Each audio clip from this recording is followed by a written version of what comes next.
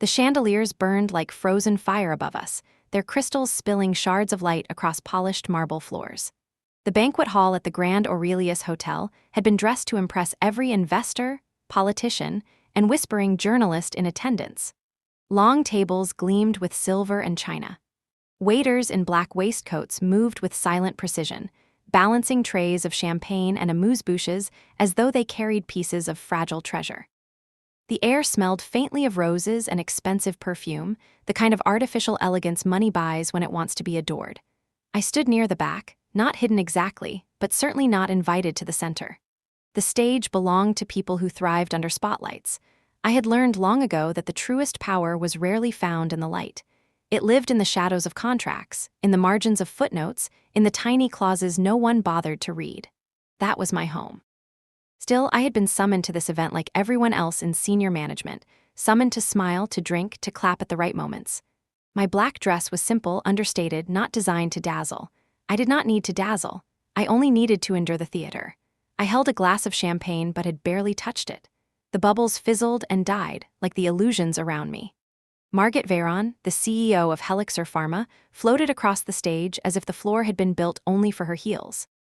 Her gown shimmered like liquid silver, perfectly tailored to draw every eye.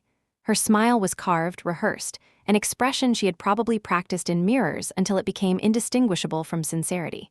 To her right stood Richard Garrison, the CFO, a man whose ambitions smelled stronger than his cologne. He adjusted his cufflinks with the casual arrogance of someone who believed his position eternal. The band's music softened. Conversations dwindled. A hush fell across the crowd. All the masks of joy turned expectant. Margit tapped the microphone. "Good evening," she began, her voice smooth, wrapped in warmth that felt strangely cold. "Tonight, we celebrate not only our success in expanding across Europe but the resilience of Helixer Pharma as a family. We stand together stronger than ever." Polite applause erupted. Glasses clinked. I clapped once, softly, letting my hands fall back to my sides. My heartbeat remained steady. Margit continued, "But leadership is about difficult choices. Sometimes, progress requires letting go of what holds us back." My stomach did not twist. My throat did not dry. I had known these words were coming for weeks. I had seen them sharpen the blade. I had even held it up to the light myself when I delivered the report they tried to bury. Still, there was something theatrical about the way she smiled, as though this was a toast and not an execution. "For the good of our company," Margit said, pausing just long enough to enjoy the tension, "effective immediately, Adelaide Hubbard will be reassigned. She will no longer serve as head of compliance and legal oversight. She will be moved to a junior role in operations support." There it was, spoken cleanly, polished like a jewel, delivered as entertainment. A ripple of whispers moved through the hall. Forks stopped midair. Some guests glanced at me with startled sympathy, others looked away quickly, afraid that even a glance could make them guilty by association. Richard, of course, smirked. His smirk was a signature, a declaration of ownership. In his mind, he had just won the game. I raised the glass to my lips, not to drink, but to cover the smallest curl of a smile. They thought humiliation would break me. They thought dragging my name across the banquet floor would scatter me like broken glass. They had no idea they had just spoken the first line of my carefully prepared script. Margit's voice continued, but I no longer heard her words. Applause broke out again, some forced, some confused. I let the sound wash over me like a tide I no longer cared to resist. Slowly, I placed the glass back on the table beside me. My fingers felt the smooth rim, then released it. The chandeliers glimmered above, indifferent. The stage lights burned on the faces of people who believed themselves untouchable. And I turned, my heels striking marble with sharp certainty. The sound echoed in my chest, in my bones. Step by step, I walked toward the doors at the back of the hall. People moved aside instinctively, as if sensing something they did not yet understand. The heavy oak doors closed behind me, shutting out the music, the laughter, the false congratulations. In the corridor, silence settled. My breath left me in a slow, deliberate exhale. I was no longer part of their celebration. I was part of their countdown. I paused outside the hall, leaning against the cool marble wall, listening to the muffled voices on the other side. They were toasting my downfall with champagne that cost more than most people's rent. Let them drink. Every swallow only shortened the time they had left before they choked on their own arrogance. The irony was almost sweet. 3 years ago, when I sat in a smaller office buried under stacks of contracts during a merger, I had planted a seed. Tonight, unknowingly, they watered it with applause. It would bloom soon, but not yet. Timing was everything. A waiter approached me timidly, unsure if he should acknowledge me. He held out a tray with 2 glasses of wine, his hand trembling as though he knew something had cracked in the hall. I took 1 glass, thanked him softly, and sent him back with the other. His eyes darted with curiosity, but he said nothing. I stood in the hallway, the stem of the glass balanced between my fingers, and let the silence stretch. Inside, they believed the play was over. For me, the curtain had just risen. The corridor stretched ahead of me like a cool river of stone. I walked it slowly, not because I was uncertain, but because there was a pleasure in claiming each quiet step as mine. I heard the banquet doors open behind me for a moment and then close again with a hush that felt ceremonial, like the end of a hymn. A mirrored panel reflected my figure as I passed. I met my own eyes and held the gaze. My face looked calm. There was a small crease at the corner of my mouth that could have been sadness or contempt or nothing at all. I let it be nothing. Elevators stood at the end of the hall, silver and obedient. I pressed the call button and waited, listening to the faint mechanical breath of the hotel. Somewhere above me, ice clinked into glasses, someone laughed too loudly, a violin strained against the weight of conversations that were more show than substance. The door slid open. I entered alone and pressed the button for the lobby. The elevator began its slow descent. I watched the numbers roll back. My phone buzzed in my clutch. I took it out and glanced at the screen. A message from HR. Please report to conference room for tomorrow at 9. Discussion regarding role transition and access permissions. I stared at the words for a moment. They were antiseptic, a clean white bandage over an infected wound. I did not reply. I put the phone away and imagined the meeting. I could already see the folder on the table, the polite smiles, the pretend concern. I could hear the careful phrases. We value your contributions. The needs of the organization have evolved. We hope this transition will allow you to succeed. The elevator opened to the lobby. The Grand Aurelius greeted me with an ocean of marble and a garden of palms under glass. A pianist in the lounge coaxed a mellow song from a grand piano, notes curling through the air like smoke. The concierge glanced up from his desk with soft professional curiosity. I offered him the shape of a smile and crossed the floor toward the revolving door. Outside, the city pressed in. The air carried the scent of rain that had not yet fallen. Traffic slid by in jeweled lines. Neon washed the street in restless color. I stood under the awning for a moment, letting the cool night tap lightly at my skin. A valet asked if I needed a car. I told him I would walk. He nodded and returned to his post, one hand resting on the gleam of a polished fender. The block around the hotel was a familiar constellation of wealth. A watch boutique glowed like a small private sun. A restaurant whispered with the clink of thin glass and the murmur of deals disguised as dinners. A woman in a white coat stepped out of a car and laughed in a way that did not reach her eyes. The city had perfected this theater. It had taught me to move through it without applause. I turned the corner and let the night cool the places inside me where rage could have grown. I would not feed it. There was no need. Rage blurs edges. I needed edges sharp and bright. My phone vibrated again. A message from one of my analysts, Eliza, who had a talent for seeing patterns in numbers the way musicians see patterns in sound. Are you all right? I just heard.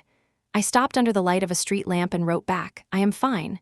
Go home, turn off your work phone. Sleep. A pause.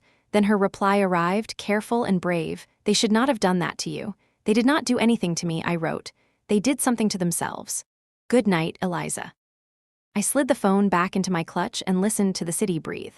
Somewhere far above, thunder stitched the sky with quiet thread.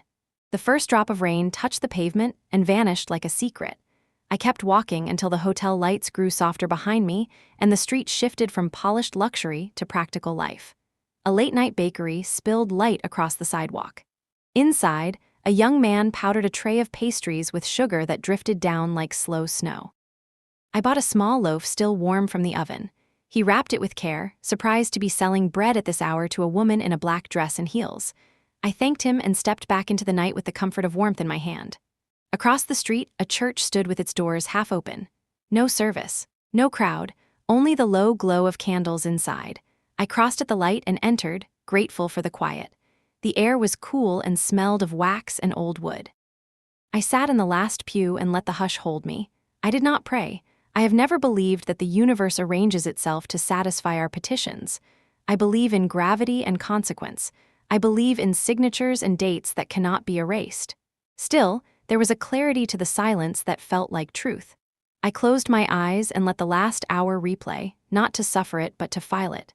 I filed everything. The smile on Richard's mouth had been smaller when he looked at me directly than when he looked at the crowd. Fear always shows in the corners first. Margit's hands had not shaken at the microphone. She had learned that long ago. But when she named my reassignment, I had seen the tiniest tightening in the skin below her left eye. A tell. No one becomes that polished without the occasional crack. A door creaked softly.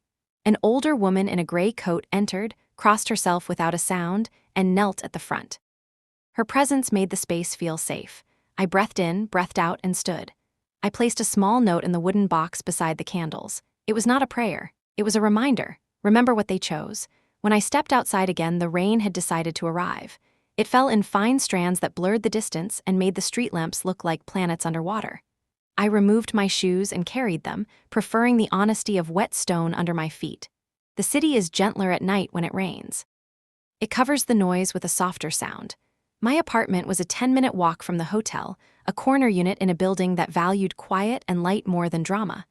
I entered the lobby, greeted the night porter by name, and rode the elevator up. Inside my home, I set the loaf of bread on the kitchen counter and opened the balcony doors. The rain was steady now, patient. The city lights blurred and shimmered as if the skyline were breathing.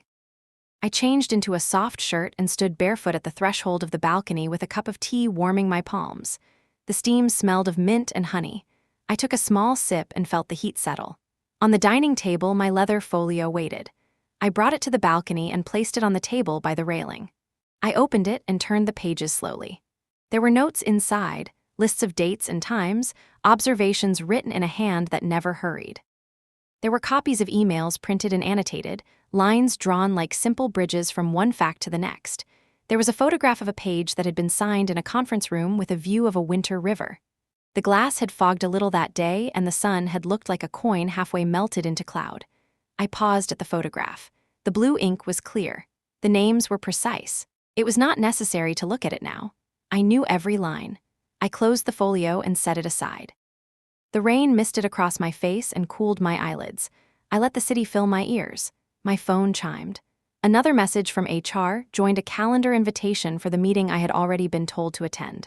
Attached to the invite was a short document labeled Access and Device Collection Policy. I read the first 3 lines and laughed quietly. It was almost sweet, the confidence with which they believed the future could be contained in a checklist. I accepted the invitation with a single tap. I wrote a brief reply. Thank you for the notice. I will be present at 9. I placed the phone face down and stood for a long time with the cup empty in my hands. When I finally moved, it was to lay out a suit for the morning. Dark charcoal, clean lines, hair tied back, a look that would read as respectful and impossible to bend. I placed my shoes beside the chair and set the alarm for an hour before sunrise. The night had not finished speaking yet. I sat at my desk and opened my laptop. The screen lit the room in a soft rectangle of light. I signed into a secure drive and checked the most recent upload. The files sat in their neat rows, dated and verified, patient as a library. I checked the logs. No failed entries, no missing pages. I closed the laptop and rested my hands on the cover for a heartbeat that seemed longer than it was. I returned to the balcony and watched the rain thin. Clouds loosened into velvet and the horizon softened. I thought of the banquet and the look on Margit's face, the look of someone who believed a decision spoken into a microphone could determine the truth. I thought of Richard and the vanishing lines of money he had tried to hide inside other lines.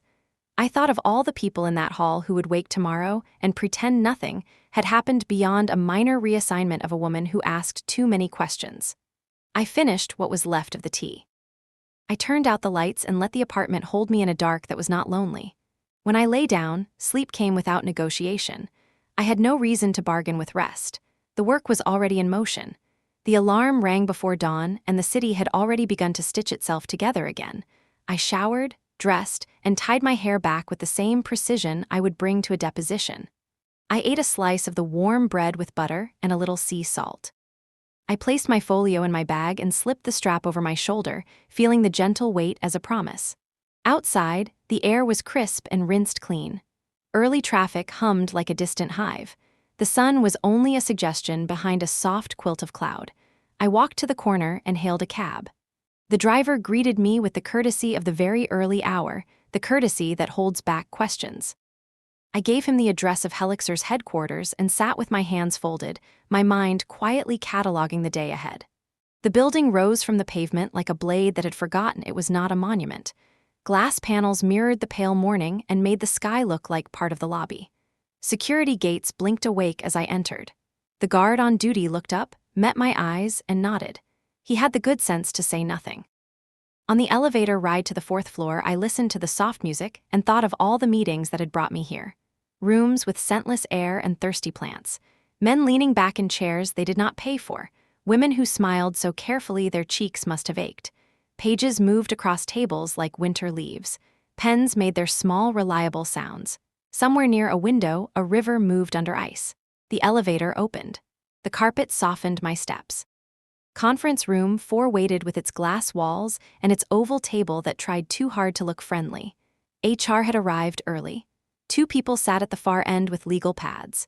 Kendra from HR wore a necklace that clicked when she shifted in her chair. Beside her sat a young lawyer whose name I could not remember. He had the round eyes of someone who had not yet learned how to hide fear. Kendra stood when I entered. Her smile wanted to be warm. It would have been easier for both of us if she had allowed it to be honest. "Good morning, Adelaide. Thank you for coming. Please have a seat. Would you like water?" "Water would be fine," I said.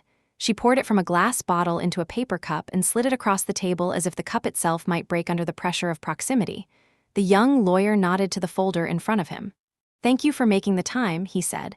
"We just need to cover a few policies and next steps. This should be quick."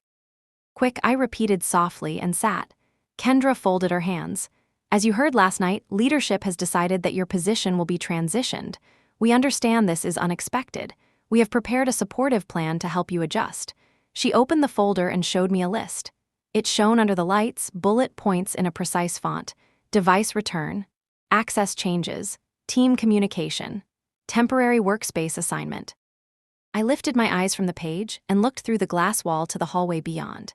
Employees moved past with coffees and laptops, faces tilted toward a morning they believed they understood. Kendra continued, "Your badge access will be updated after this meeting. Your email will remain active through the end of the day to allow for a structured handover. We will ask you to return your company laptop and phone before you leave today. Your new role will be clarified in a follow-up meeting tomorrow with operations." I listened. I watched her mouth shape the words. The young lawyer occasionally scribbled a note as if his pen could make the room safer. I placed my hands on the table. "Thank you, Kendra. I appreciate the clarity. I would like a copy of everything you plan to ask of me today. I will sign what is reasonable. I will not sign anything that is not reasonable." "Of course," she said quickly, with a tiny glance at the lawyer. "We want this to be as smooth as possible." "Smooth," I said, as if trying the word on my tongue for the first time. There was a pause that could have been a mercy if anyone had known how to use it. Kendra filled it. "We also hope you understand that this decision is about alignment. It is not punitive." I let the lie pass without argument. I lifted the paper cup and took a sip of water. The water tasted like glass and patience. The lawyer cleared his throat.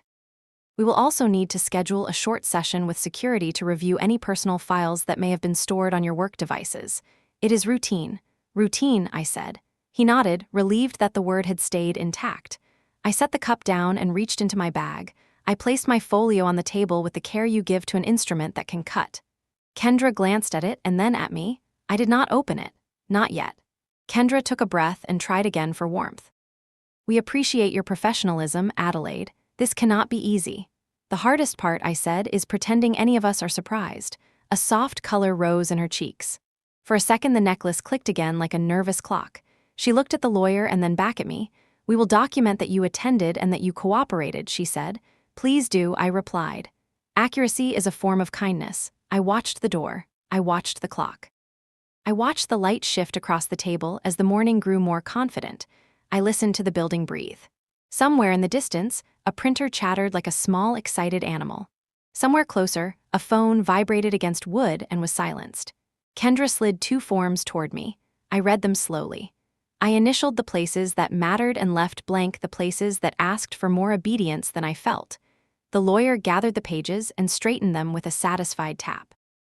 Thank you, he said, as if gratitude could stitch a wound. We will escort you to it for the device return. Not yet, I said gently. There is one more topic to cover. Kendra tilted her head. Her eyes flinched almost invisibly in a way that told me she already sensed the shape of something she could not name. I kept my voice even. You will schedule my calendar as you like. You will change my badge access as you like. But before you proceed further, there is a specific instruction that must be honored. I will provide it at the appropriate time and in the appropriate room. Kendra tried to smile again, but it wavered. Which instruction is that? I looked at the clock on the wall. The minute hand climbed with the resolve of a mountain goat. I closed the folio and stood. The instruction will be clear when it needs to be, I said. For now, let us proceed with your plan. I lifted the folio and slid it back into my bag. The leather made a small sound like a secret being sealed. Kendra nodded and rose. The lawyer rose with her and gathered his pens, a small bundle of weapons that would never draw blood. We stepped into the hallway. The air tasted faintly of coffee and toner. I walked with them toward the elevators and felt the building adjust around me, not like an enemy preparing for battle, but like a stage crew changing sets. The scene was almost ready. The audience would take their seats soon. As we waited for the elevator, the doors opened to reveal a reflection of us three. Kendra in careful grief.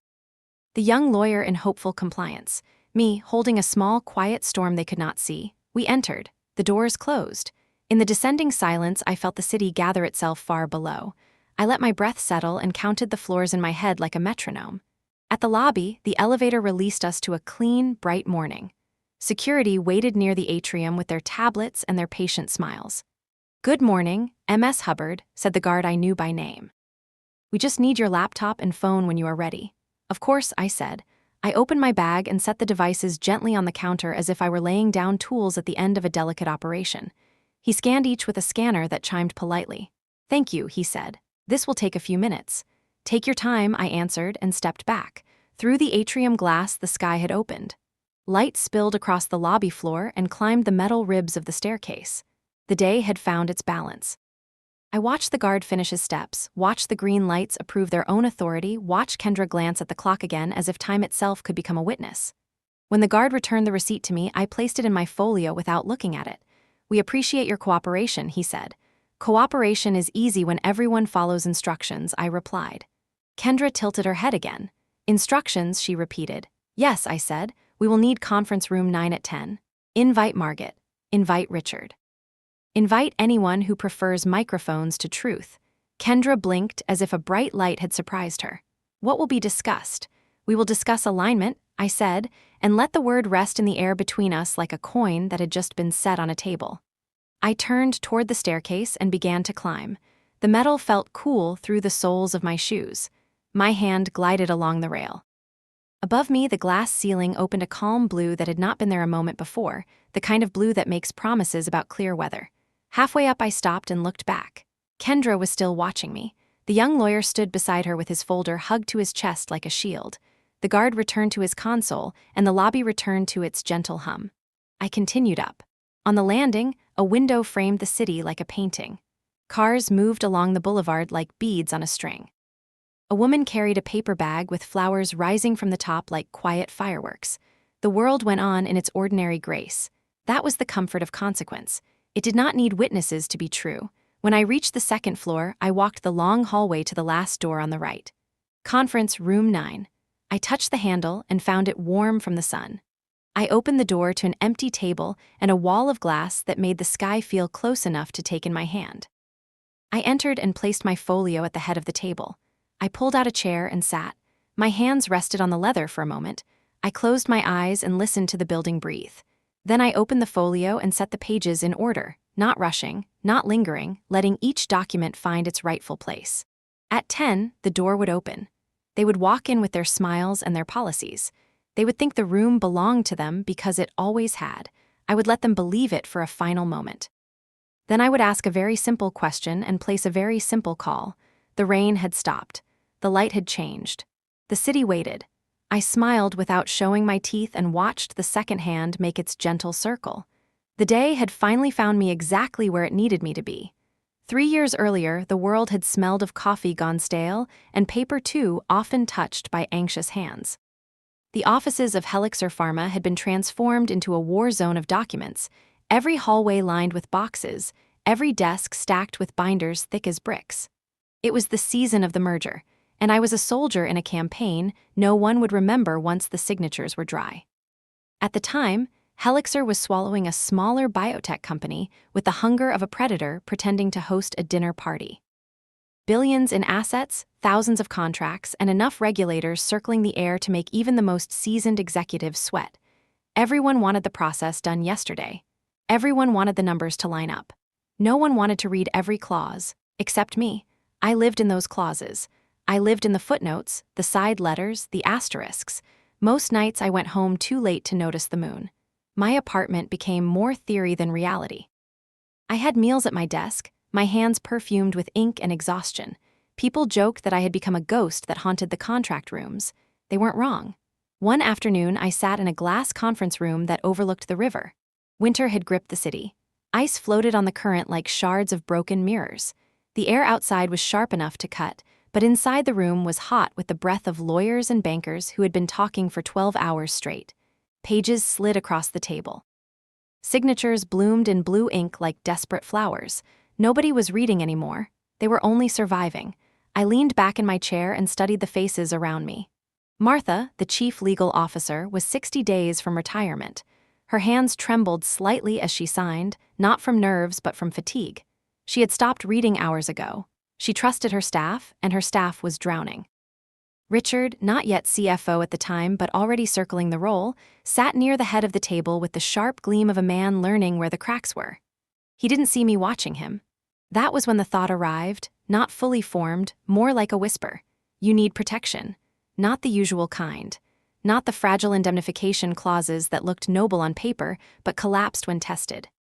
I needed something sharper, something no one would bother to notice because they were all too desperate to close the deal.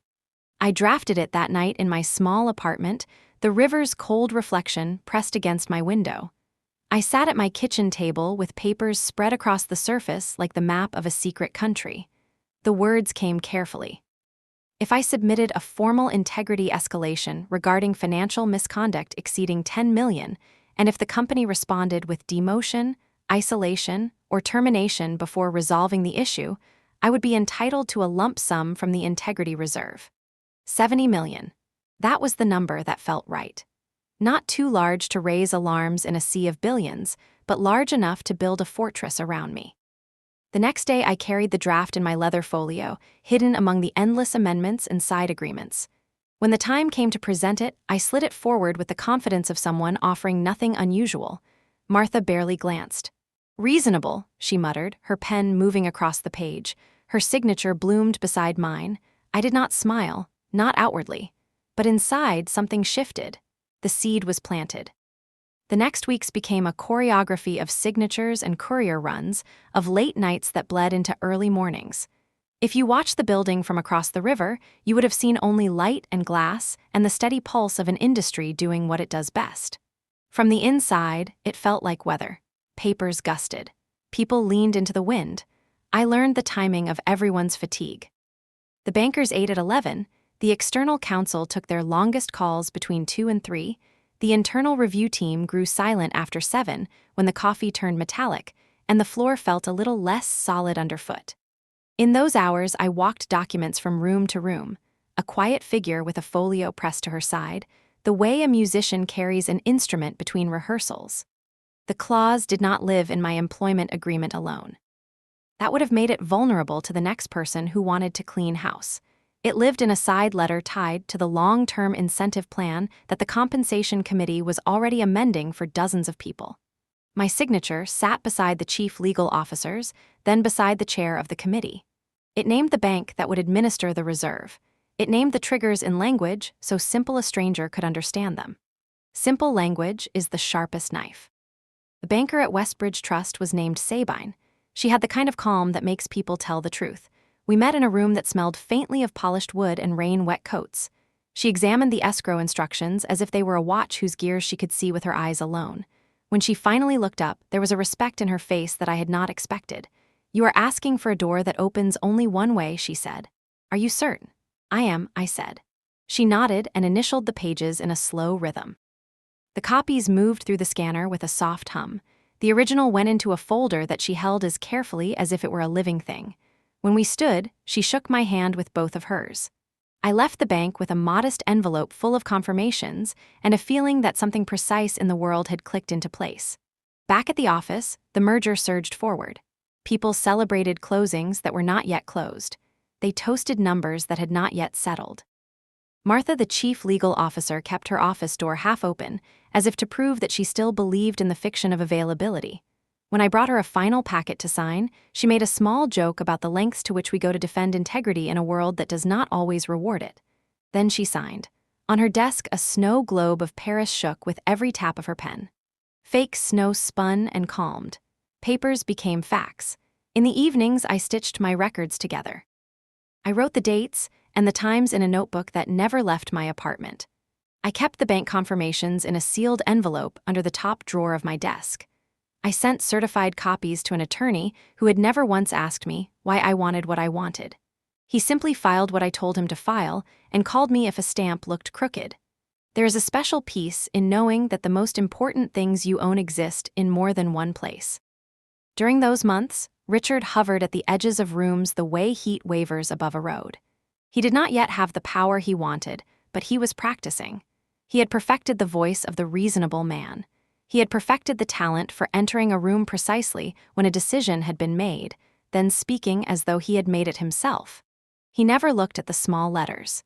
He delegated those to people who chased his approval by promising that everything was in order.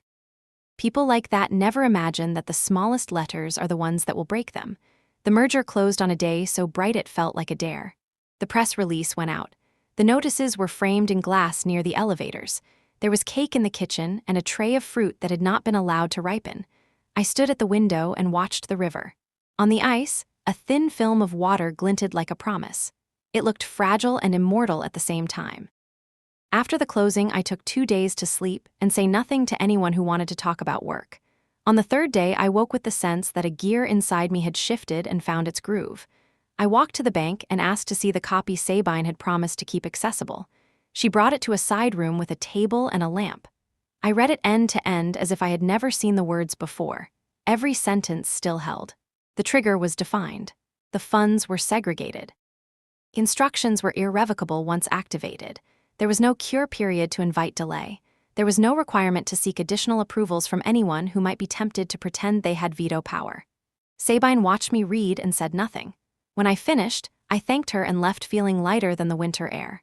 Life did what it always does after major events. It normalized. People grew bored with their own history and reached for the next story that would make them feel important. I returned to the work that had kept me alive long before anyone realized that I could be dangerous. I read. I asked questions that sounded like curiosity. I learned the hallways of our new, larger company, the way a nurse learns the corridors of a hospital at night. I memorized the sounds of the printers and the way some doors squeaked only when a certain person opened them. From time to time, my mind returned to the side letter, and I would open the drawer to touch the envelope that held the bank confirmations. The paper was smooth and patient. I never counted the copies. I did not need to. The point of a door that opens only one way is that you do not have to hold it shut. It was almost a year later when I noticed the first false seam. A new vendor, approved quickly and blessed by the finance committee, had begun submitting invoices for logistics on clinical shipments. The numbers were interesting. Not yet impossible, simply interesting. I asked a question. The answer arrived too fast, too clean, as if it had been boiled down to remove all flavor. I asked a second question and was told that the vice president of finance would prefer I route any concerns through a different channel. I thanked the messenger and routed nothing. I spent that weekend sitting at my kitchen table with a pencil and a legal pad. I drew small squares and connected them with small lines. I wrote initials where I did not yet have names. When my tea went cold, I poured it out and made coffee. When the coffee went cold, I opened the window and let the air bite my wrist. I thought of the river. I thought of ice giving way in spring. I thought of doors. On Monday morning, I walked into the office early and printed out a list of every payment to the vendor for the last 6 months. I highlighted the approvals and circled the names in pencil so my marks would not shout. I took the elevator to the floor where the finance team kept its servers and stood there while the technician retrieved backups I was not supposed to know existed. He liked that I knew his name. He liked that I remembered he had a son who played the violin. People open doors for those who treat their time with respect. In the elevator back down, I studied the list again. The pattern was shy, but it was there. The approvals clustered around one name like small birds around a single tree. Richard had learned to keep his own pen out of casual sight, but his shadow fell across the entries with a familiarity that irritated me. I tucked the pages into my folio and smiled at the mirror. Somewhere far away, the river probably looked patient. It is easy to mistake patience for weakness. In those months, I did not yet act. I watched. I recorded what the world insisted I had not seen. I waited for enough facts to weigh down a scale. There is a moment to knock on a door and a moment to break it. I have never confused them. When the Internal Audit Committee met near the end of summer, I sat in the back and said almost nothing. I listened to reports about compliance culture and electronic signage in the lobbies that reminded employees to speak up. I watched a slide celebrate the number of anonymous hotline calls we had received. People nodded as if counting calls were the same as answering them. I wrote the date and the time. I drew a small box in the corner of my notes and shaded it until the paper almost tore. After the meeting, I took the long way to my office. In the corridor that curved beside the glass wall, I stopped to watch the light move across the floor. Someone had cleaned the glass so well the sky looked like a second room. I placed my palm on the cool surface and felt the building vibrate gently. The city was 1,000 small systems cooperating. The company was only a few hundred. The math should have been simple. The problem was never math. That night, I opened the sealed envelope again. Not because I doubted the contents, but because the quiet weight of it steadied me. I read the clause line by line and felt a precise piece. If I spoke and they chose punishment over remedy, the instruction would leave my hands and travel through the wires of a bank that did not care about pride. The door would open and it would not close again. I placed the papers back and returned the envelope to the drawer. I locked the drawer and placed the key where I always kept it. I turned off the lamp. In the dark, I could hear the city exhale. The clause did not make me invincible. It made me honest. It granted me the freedom to act without bargaining against my own survival.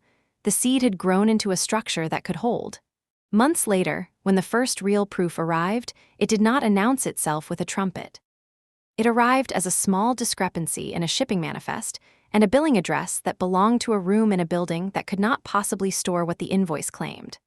I held the page in my hand and felt the way a surgeon must feel when an imaging result finally matches the symptom that has been whispering for too long. I knew then that the countdown had begun, and that the day would come when a microphone and a stage would try to make truth into entertainment. In the story that will be told about that day, people will say that I was lucky or that I had been planning revenge from the beginning. They will say that the clause was a bomb I buried to hurt whoever crossed me. They will be wrong. The clause was a bridge I built in case the road ahead collapsed. It was a way to carry the truth across without falling into the river. I closed my eyes and pictured the winter meeting room with its view of ice and the fogged edge of glass. I pictured Martha's careful hands and Sabine's careful eyes. I pictured my own signature, blue and small and final. Then I opened my eyes and set the page down. The past had done its work. The future had found its shape. The next part of the story would not be written in a bank office or a conference room with a view. It would be written in the fluorescent light of an internal fight, in an email that would not be answered, in a folder of evidence that would weigh more than any single person. I gathered my notes and slid them into the folio. I stood and felt the simple strength of my own legs. The seed was no longer a secret. It was a living thing. It would do what it had been made to do. The first real crack did not appear as an explosion. It arrived as a whisper in numbers, a small inconsistency that most eyes would have passed over without slowing. But I had trained myself to hear such whispers. That is what kept me alive. It was a routine audit, one of those endless reviews that others considered drudgery but that I considered oxygen. A vendor invoice crossed my desk, logistics for clinical shipments, nothing unusual at first glance. The amount was high, but in our world high was common. I scanned the details, noting the company's name, the date, the authorization chain. That was when my pen paused. The address belonged not to a warehouse or a laboratory, but to a single room in a low-rise office complex across the city. I knew the building. It could barely store a few boxes, let alone the millions of dollars in equipment the invoice claimed.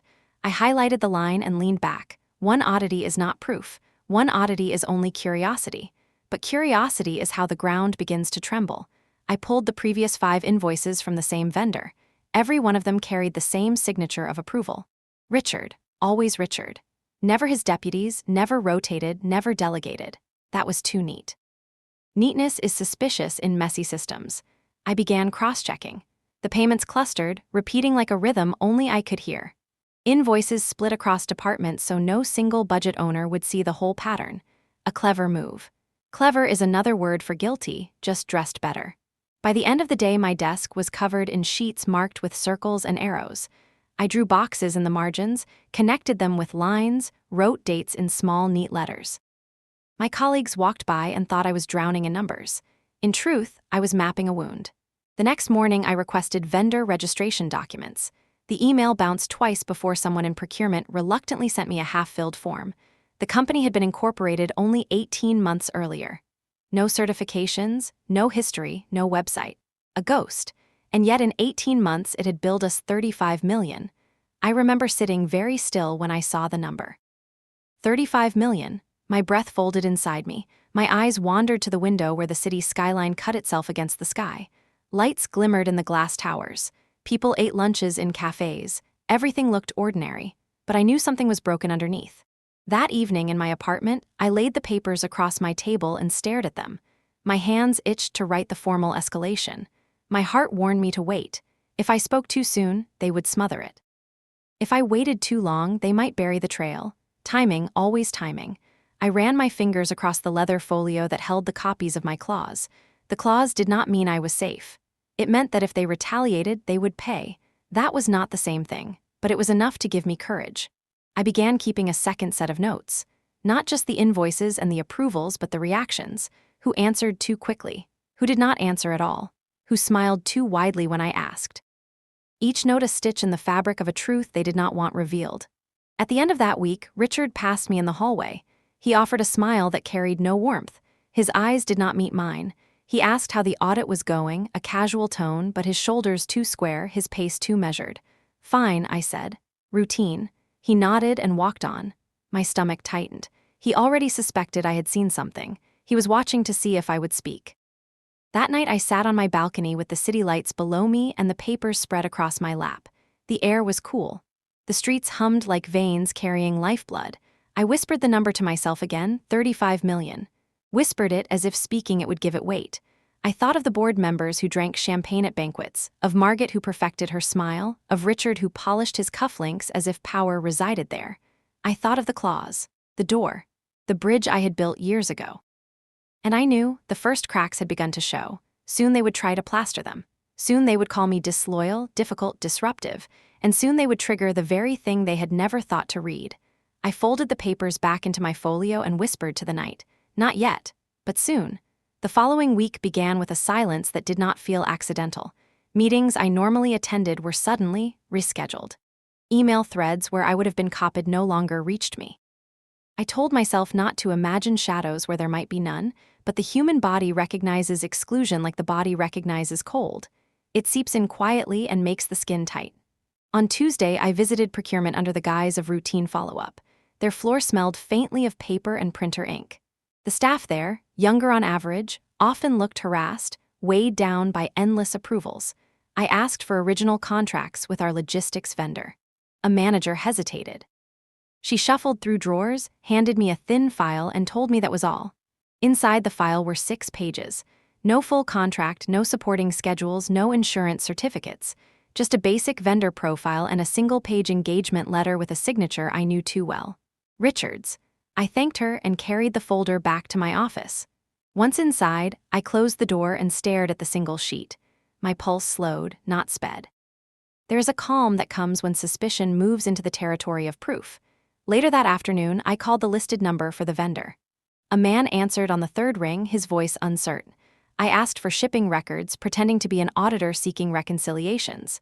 He stumbled, promised to email me later. The email never came.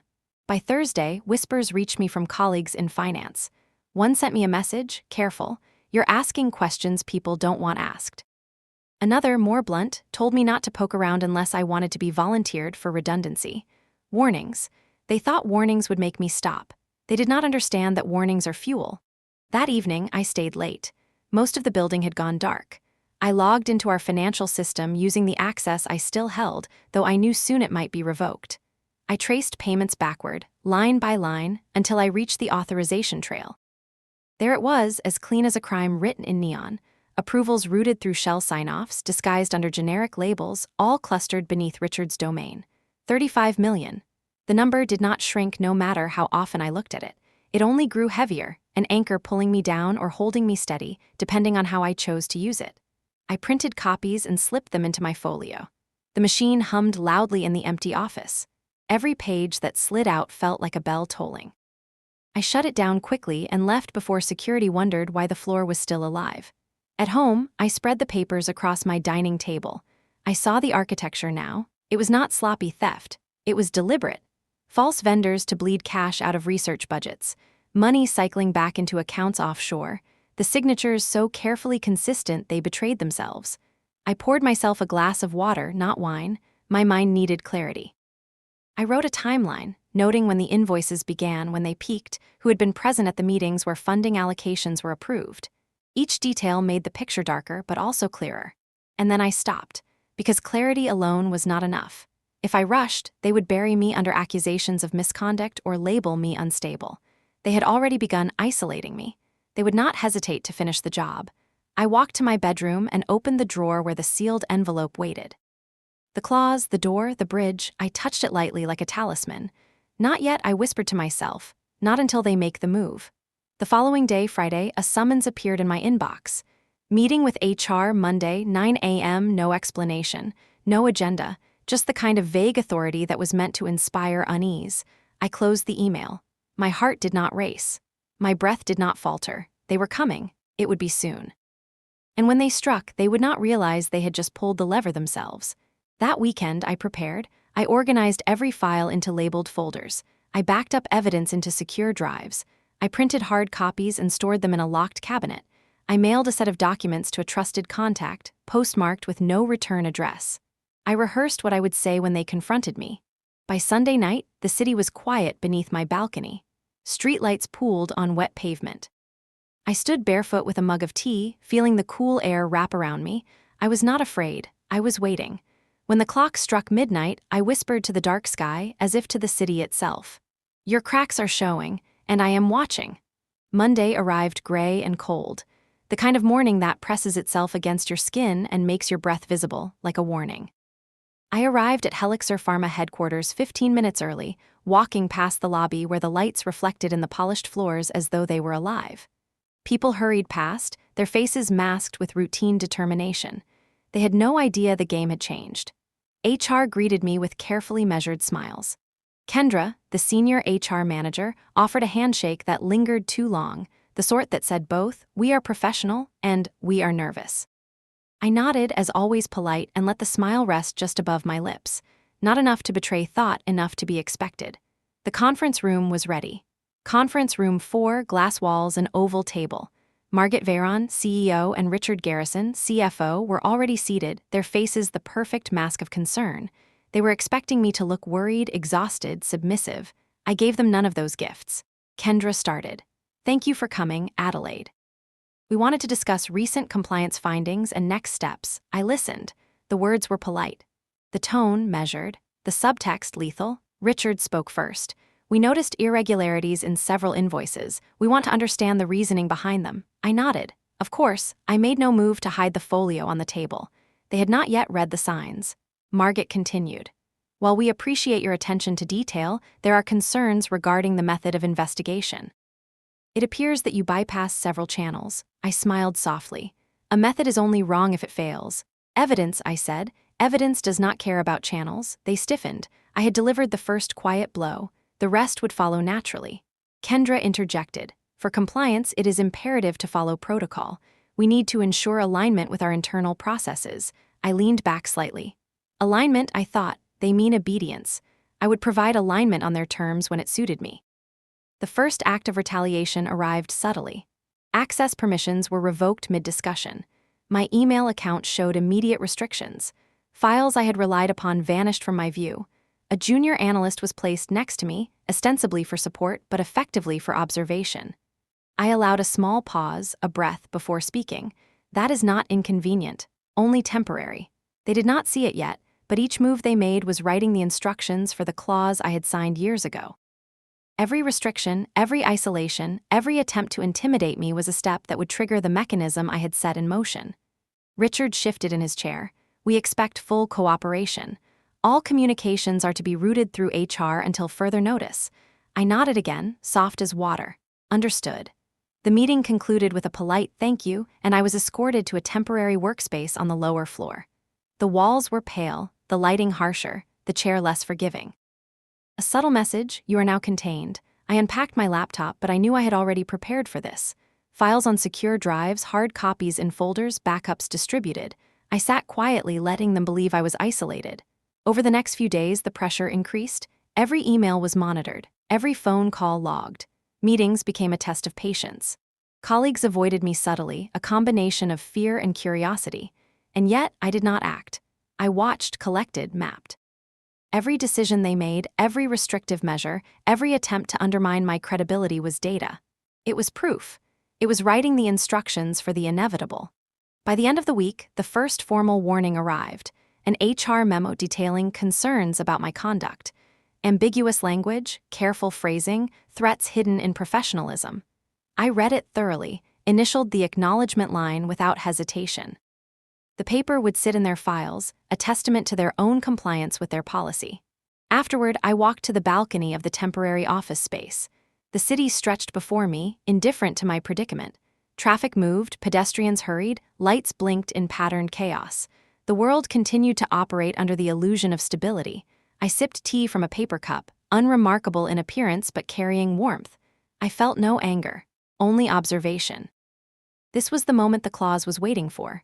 The moment they believed they controlled the narrative. The moment they triggered the countdown without realizing it. I made a note in my journal: they are tightening. They do not see that each tightening is a step toward exposure. Timing remains mine. The days that followed were a careful dance. Minor setbacks were applied intentionally by them: blocked access to shared drives, reassignment of tasks, passive-aggressive notes from colleagues. Each action was cataloged, each word recorded, each reaction noted. By the second week, a clear pattern emerged. Richard attempted to isolate me from key documents, Margaret tried to discredit my findings subtly in leadership discussions, and HR prepared a narrative framing me as uncooperative. I remained calm. Each move was predictable. Each attempt to intimidate me was a step closer to activating the clause. The city outside had no knowledge of the drama inside. It was a silent witness. I treated it as such. Observation, patience, and calculation. By the end of the second week, I had all the evidence needed. I had documented every step of their retaliation. Every email, memo, reassignment, and denial was proof. They had acted. And now the clause could be activated. I closed my folio and leaned back in my chair. The city lights shimmered in the evening haze. Soon, very soon, the game would shift. Not by force, not by anger, but by principle. The following morning arrived with gray light pressing against the windows of my temporary workspace. I sat at the small desk, organizing my folders and reviewing the evidence I had meticulously collected. Each document, each email, each note from HR was a piece of a map that led to the inevitable. A knock on the door startled me, not loudly, just enough to remind me I was not alone. A junior analyst, Emily, stepped inside, her notebook clutched to her chest. She smiled nervously. I motioned to a chair. "Sit," I said softly. She perched on the edge, her eyes flicking to the folders spread across my desk. "You've been targeted, haven't you?" she whispered. I nodded slightly. She swallowed. "I am being observed," I confirmed. "But observation is not enough to control what is already written." She hesitated. "You mean you're waiting?" I leaned back. "Timing is everything." Emily nodded slowly, as if accepting a truth that frightened her. She excused herself, leaving me to the quiet hum of the office. By mid-morning, HR sent a notice summoning me to a brief meeting. They claimed it was procedural, a review of access, responsibilities, and compliance obligations. I walked the halls deliberately, heels clicking on polished floors, and let the echo mark my presence. Every step was recorded, noted, cataloged. In the meeting room, Kendra and the young lawyer waited with smiles that were carefully rehearsed, forced into a shape of concern. They handed me forms to sign, acknowledgments, disclaimers, procedural agreements. I read each line carefully, initialed selectively, and returned them with the grace of compliance. They tried subtle intimidation, The placement of chairs, the deliberate spacing between us, the tone of voice. They believed they could unsettle me. They underestimated the calm that comes from certainty. As I left the room, I passed Richard in the hallway. His expression was tight, practiced civility failing at the edges.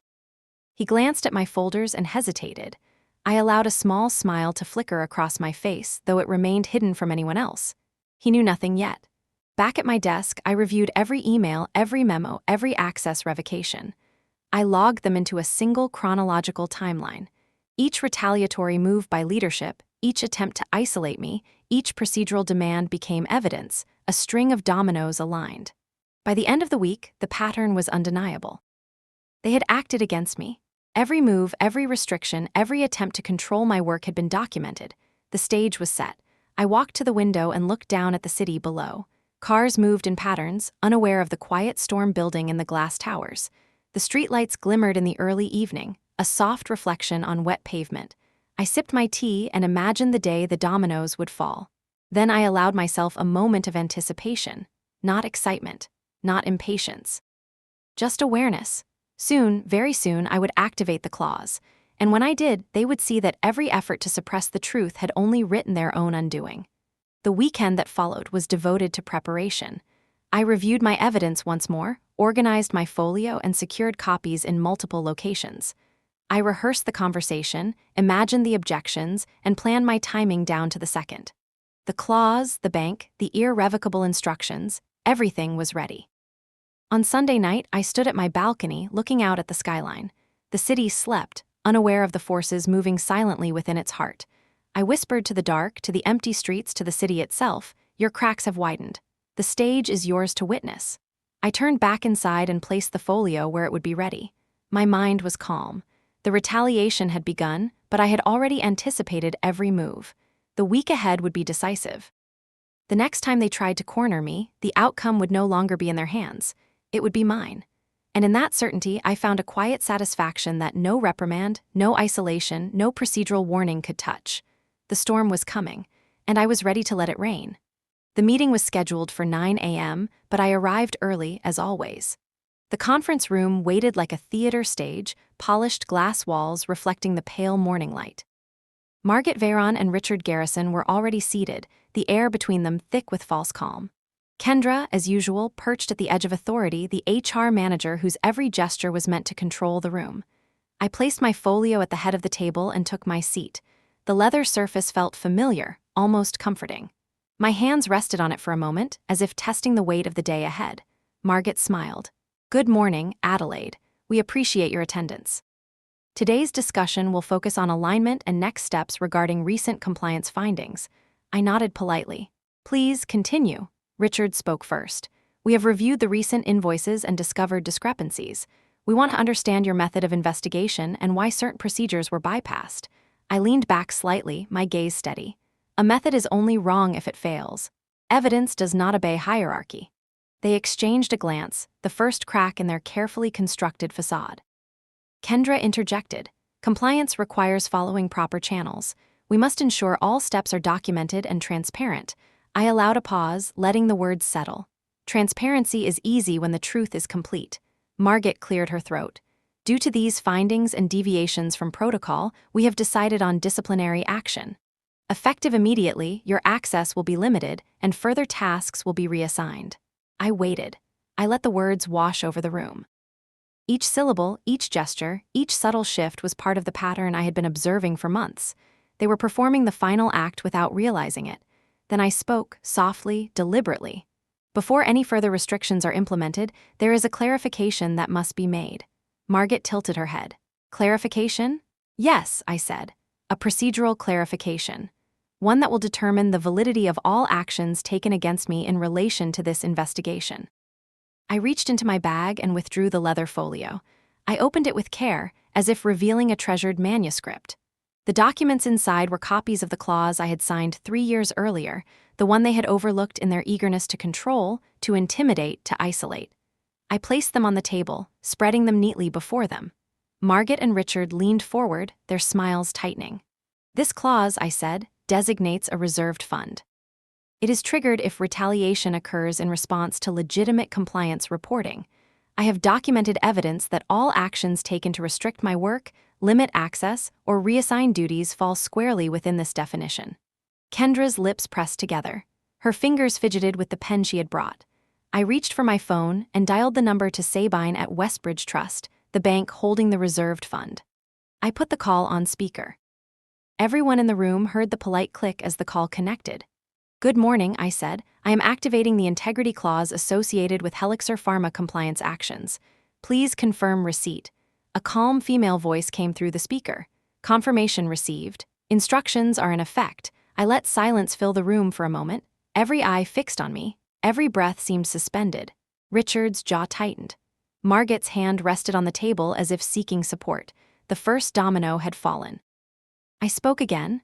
"Additionally, all evidence of financial misconduct has been forwarded to the appropriate regulatory authorities. Copies are distributed across secure channels for redundancy. Your actions, meant to suppress discovery, have only strengthened the case." Margaret attempted to interrupt. "This is preposterous. This is not standard protocol." I raised a hand. "Protocol follows truth, not the other way around. Your attempt to control compliance has inadvertently triggered the clause and ensured regulatory involvement." Richard swallowed hard. "You cannot," I cut him off. "I can, and I have." The room was still. Kendra's hands clutched the folder before her. Margaret's eyes flicked toward the glass walls, perhaps imagining witnesses or cameras that did not exist. They had assumed power. They had miscalculated. I gathered the folio and slid it back into my bag. This room had been theirs. For the first time, they saw that control is an illusion when principle is correctly applied. The rest of the day passed in stunned silence. Emails arrived from HR and legal departments confirming actions now dictated by the clause. Regulatory notifications came through secure channels. The network of control they had built for months was now inverted. By evening, the news had reached the executive floors. Panic quietly rippled through leadership. Calls were made. Meetings were scheduled. Attempts at negotiation began, but the terms had been set. The clause was irrevocable. I sat in my office, the folio closed beside me, and watched as their carefully constructed facade began to crumble. The lesson was unfolding exactly as planned. The retaliation that was meant to suppress me had illuminated the truth instead. The city outside darkened, the streetlights flickered on. Rain began again, soft at first, a reminder that even storms are predictable in their pattern. I leaned back, arms resting on the chair, and allowed a small, satisfied smile to curve my lips. The plot twist had arrived. The final act of the months-long pattern of retaliation had inadvertently triggered my safeguard, and I had witnessed it unfold exactly as intended. Silence hung in the conference room like a thick curtain. Margaret and Richard sat frozen, the weight of realization pressing down on them. Every policy they had invoked, every restriction they had attempted, every subtle attempt to isolate me had now become evidence. The irony was not lost on me. They had written their own undoing. I allowed a measured pause, letting the moment settle. Every eye was on me. I saw disbelief in Margaret's gaze, tension coiled in Richard's jaw. Kendra's fingers fidgeted restlessly, the pen in her hand tapping an irregular rhythm on the table. She had believed she controlled the flow of the day. She had underestimated the calm of someone who had prepared years in advance. I spoke again, softly, deliberately. "The clause is irrevocable. The fund has been activated and the regulatory authorities have been notified. Any further attempts to obstruct or retaliate will only reinforce the documentation." Richard attempted to speak, his tone sharp with frustration. "This cannot be binding." I raised a hand, stopping him mid-sentence. "Binding is defined by law and the terms agreed upon 3 years ago. Your actions, intended to suppress the investigation, have instead fulfilled all criteria for activation." Margaret leaned back, exhaling as though releasing tension into the air could undo the cascade she had initiated. She opened her mouth, closed it, then finally spoke. "What are your demands?" I allowed a small smile, calm, contained. "There are no demands. Only compliance with the rules we all agreed upon. You may return to your offices and proceed accordingly." The room felt suddenly smaller. Every chair, every paper, every wall seemed to shrink around them. They had believed in hierarchy, in authority, in the careful control of narrative. I had believed in principle. Principle, it turns out, has a far greater reach than hierarchy. The phone on the table chimed with confirmation. The clause had been received, acknowledged, and executed. The sound echoed in the room like the toll of a bell, marking the beginning of the inevitable. Emails began to ping, notifications from the bank, acknowledgments from regulatory bodies. Copies of the activation were sent to secure channels. Their attempts to limit my influence had backfired spectacularly. I gathered the folio, closing it with deliberate care. My movements were slow, precise, unhurried. I stood and placed it into my bag. They watched, still attempting to reconcile reality with expectation. Kendra cleared her throat. "And now?" "Now," I said, "you proceed as required, that is all." I turned toward the door, walking calmly, every step measured. The room remained in stunned silence. The echoes of the morning's meeting lingered long after I exited. Once in the hallway, I paused for a moment, letting the weight of the moment settle around me. The employees passing by seemed unaware, yet their presence made the victory tangible. Every misstep, every effort at control, every attempt at retaliation had converged into a single outcome. Outside, the city breathed. Cars glided along the streets, indifferent. Lights flickered in the distance. Rain began to fall softly again, as though in sympathy with the quiet satisfaction swelling in my chest. I returned to my office, sitting with my back to the windows. The cityscape stretched endlessly before me, a reminder of the vast system in which we operated. And within that system, every move had consequences, visible or hidden. The clause had done its work. The retaliation had triggered the very mechanism they had ignored. The plot twist, long in preparation, had arrived. The tables had turned, and the rules of engagement were now mine. I closed my eyes for a moment, savoring the clarity. There was no anger here, only the calm certainty of justice exacted not with fury, but with foresight. The storm had arrived, and they were standing in the center of it. By evening, the ripple had extended. Emails, phone calls, whispered conversations among executives. Questions began to rise. What actions would regulators take? How would the board respond? The panic was subtle at first, then more visible. I watched it from my office, quietly cataloging every reaction. Every domino had fallen. The first in a chain of consequences that would continue until clarity, truth, and principle had their due. The turning point was complete. The plot twist, the culmination of months of observation, planning, and patience, had unfolded exactly as designed. And from here, the next phase, the cascading effect through the company, would begin. The day after the clause activation, Helixer Pharma felt like a building trembling from within. Emails flew in rapid succession, some polite, others panicked. Notifications from the bank, regulatory bodies, and internal audits marked every corner of the company's digital network. The boardroom, once a place of solemn authority, now buzzed with confusion. I arrived at the office early, walking past the lobby where employees exchanged whispers. They avoided my gaze, some curious, some cautious. I let them speculate. Curiosity is a powerful observer. I entered my office and opened the blinds. The city stretched out, indifferent yet beautiful. I sat at my desk and reviewed the incoming alerts. Every action from leadership, every attempt to mitigate the consequences had been cataloged. The pattern was predictable. I made notes, methodical and precise, as if drawing a map for a storm I had already forecast. By mid-morning, the first official reactions arrived. CFO Richard Garrison was called to the board.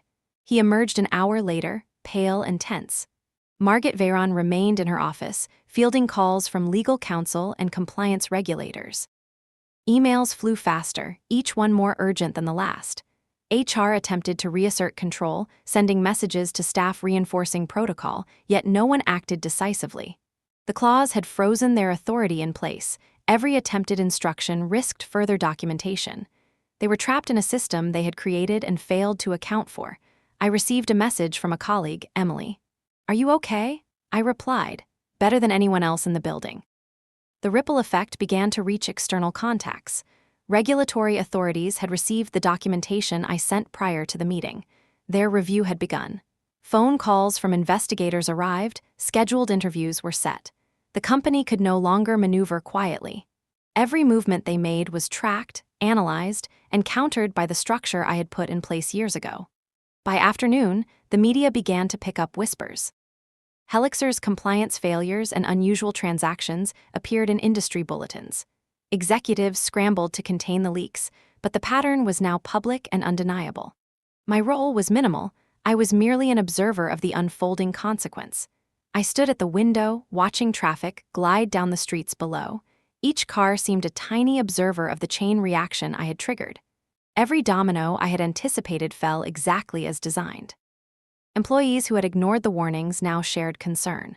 The culture of fear that leadership had relied upon began to collapse under the weight of transparency. By the end of the day, internal meetings had shifted from containment to damage control.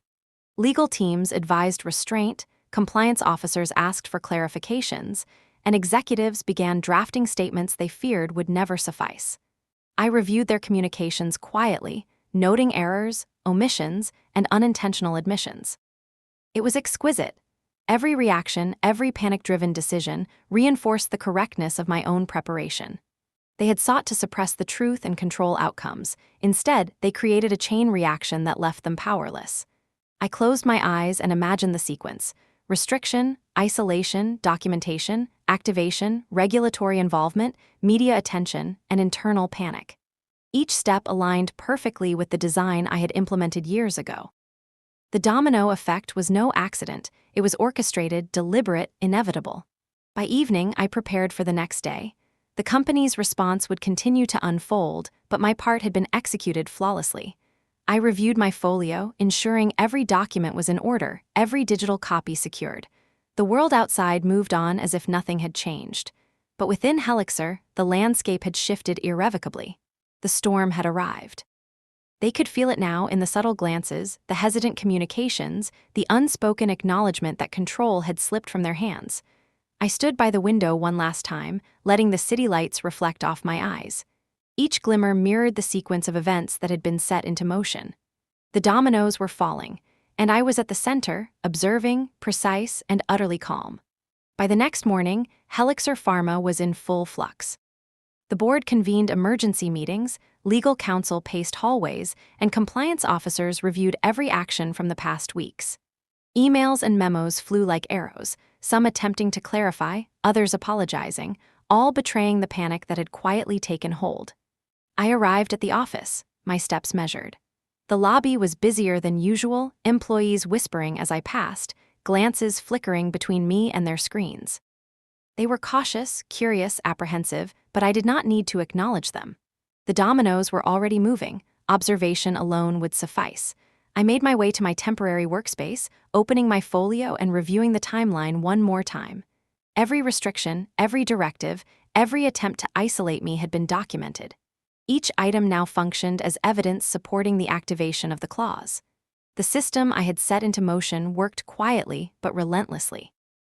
Around mid-morning, HR attempted to send new instructions to staff regarding compliance reporting and access protocols. Employees hesitated, unsure how to respond. The authority structure destabilized. Every step the company took to regain control only reinforced the chain reaction. Margaret and Richard had retreated to private meetings, their faces pale and taut with tension. The reports from regulatory authorities had arrived, acknowledging receipt of documents and scheduling preliminary reviews. This was the beginning of external pressure. Internal anxiety mingled with it, and suddenly what had seemed like control was crumbling. I spent the morning calmly reviewing the emails, noting reactions, recording every detail in my private log.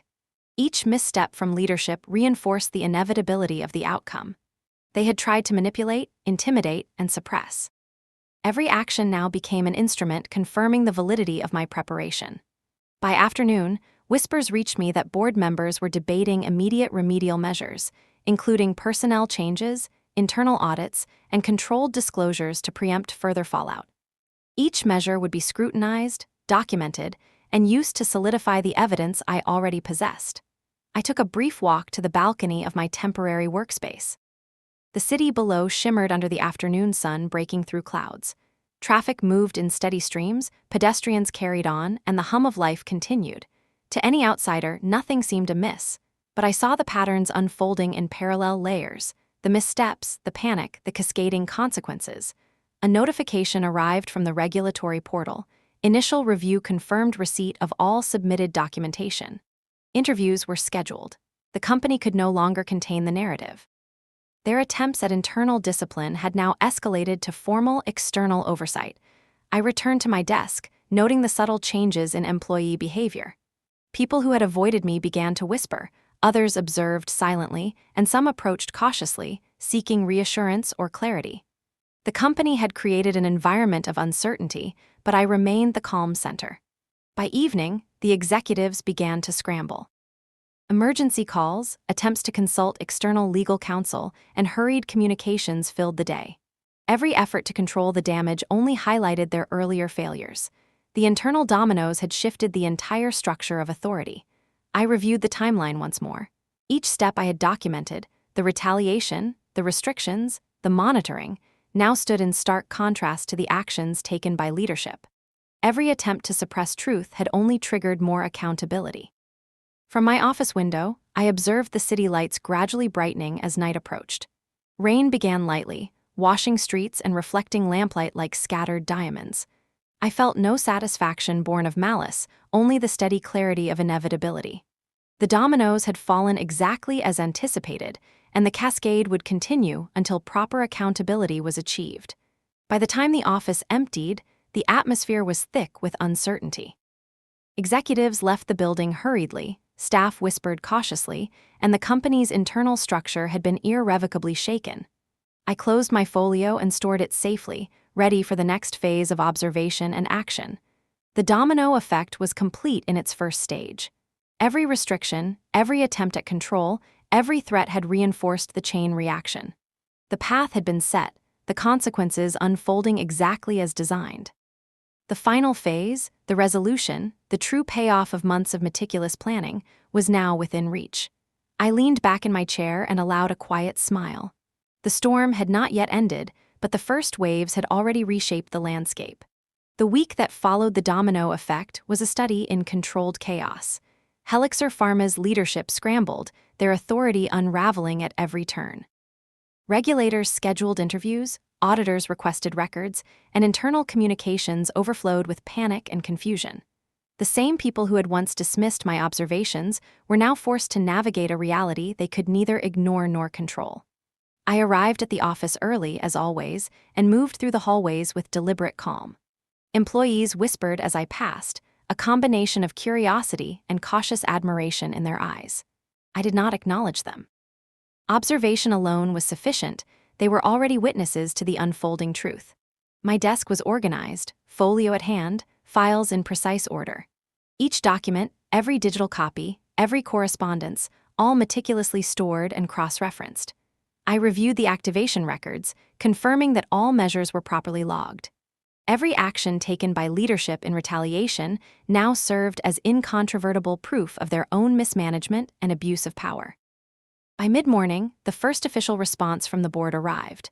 A call to convene an emergency meeting with all executives, compliance officers, and HR. They sought guidance, clarity, and perhaps a lifeline. It was too late. The narrative had shifted irrevocably. I entered the boardroom where the meeting was scheduled, folio in hand. Margaret Veyron and Richard Garrison were already seated, their expressions carefully composed masks of control that had long since begun to crack.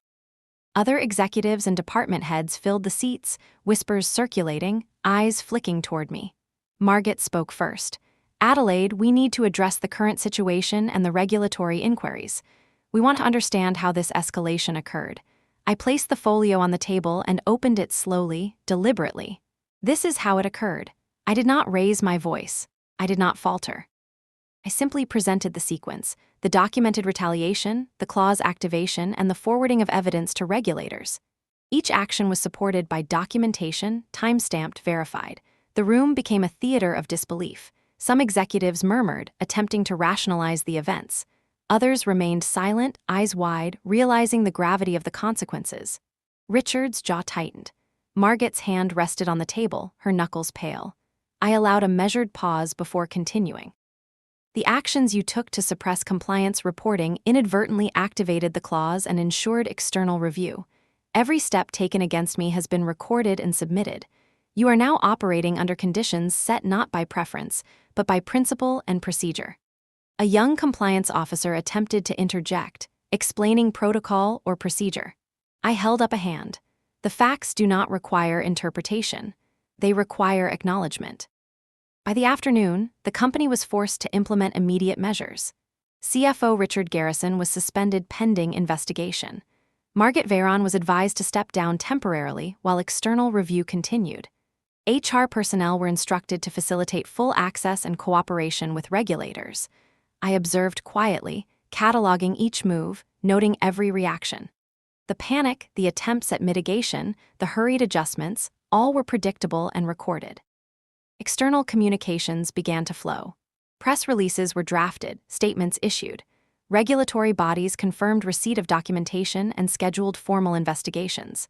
The narrative had shifted. Helixer Pharma was no longer operating as a monolithic authority. It was under scrutiny, held accountable, transparent in its unfolding collapse. I returned to my office, folio closed, tea in hand.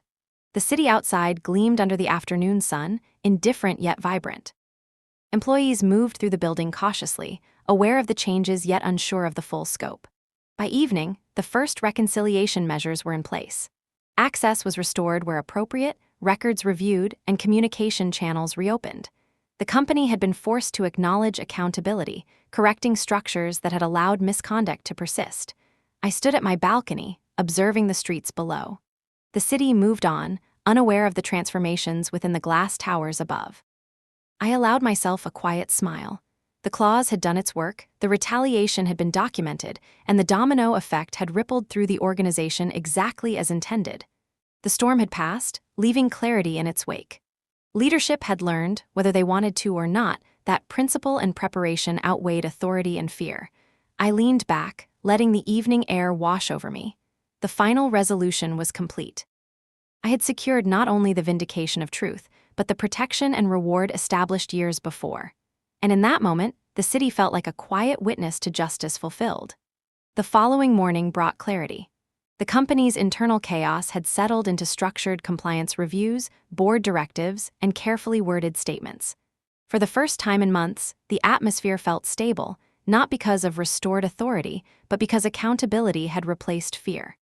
I arrived at Helixer headquarters one final time to oversee the formal closure of actions triggered by the clause. Executives gathered, some still pale, some still rigid, their postures betraying relief that the storm had passed yet unease that it had been orchestrated so flawlessly. I placed my folio on the conference table, letting the weight of its presence speak louder than words. The documents inside contained months of meticulous records, every detail cross-referenced, every timestamp verified. They did not need to ask, the proof was self-evident. Kendra, HR, looked up from her notes. Adelaide, what are your instructions regarding the funds? I allowed a small smile. The clause was designed to protect, not to demand. I had prepared for this moment. I confirmed with the bank that the Integrity Fund, $70 million, would be transferred to my account as stipulated. The confirmation arrived almost instantly, a quiet acknowledgement of principle executed correctly. Every executive in the room understood the magnitude of what had occurred. Margot's eyes reflected recognition of the miscalculations. Richard's jaw tightened at the realization that control had slipped. They had acted to suppress, isolate, and intimidate, only to become the architects of their own exposure. The first official announcement to regulators had been acknowledged. All required interviews and documentation had been scheduled. Compliance offices were implementing audits, and the internal review process was now fully transparent. Every move had been accounted for. I stepped back from the table, letting the room absorb the reality. The storm had passed, leaving order not through fear but through truth. Leadership was recalibrating, now understanding the cost of oversight ignored and retaliation misapplied. The formalities completed, I returned to my office, folio secured. The city outside glimmered beneath the evening sky, streets reflecting the muted lights from towering skyscrapers. I allowed myself a moment to savor the calm, knowing the storm had not been destructive, but corrective. By late evening, all procedural obligations were fulfilled. Notifications confirmed the funds transfer, regulatory acknowledgments completed, and internal restructuring underway. Every detail had been executed flawlessly. The risk I had assumed was mitigated by preparation, foresight, and principle. I poured a cup of tea and walked to the balcony. Rain had begun to fall softly, misting the streets below. Cars reflected the light, umbrellas flickered in color, and pedestrians moved with their ordinary patterns, unaware of the orchestration that had unfolded above them. I allowed a final smile. The clause had safeguarded me, the retaliation had exposed the flaws, and the domino effect had compelled accountability. My reward was not only financial security, but the affirmation that principle, strategy, and foresight could reshape outcomes even in the most rigid hierarchies. $70 million transferred, regulatory oversight active, leadership humbled, truth validated. I leaned against the railing and sipped my tea. The city was quiet beneath the rain, a mirror of the calm I felt within. I reflected on the journey, years of preparation, months of observation, weeks of calculated patience, and now resolution. Every action had been deliberate, every consequence anticipated. I closed my eyes and let the moment linger, not in triumph but in satisfaction of clarity. The city's pulse aligned with mine. Every light, every movement, every distant sound was part of a larger rhythm I had understood from the start. In the quiet of my office, I whispered to no one, yet to the universe itself, "Justice need not be loud. It is precise, patient, and inevitable." I returned indoors, leaving the balcony and the rain behind. The folio was stored securely, the account verified, and the lessons indelible. I had navigated betrayal, retaliation, and corporate machinations with foresight, calm, and integrity. The story would not be told in headlines alone, but in the truth quietly upheld. The final resolution had been reached. Adelaide Hubbard stood unshaken, prepared, and fully vindicated.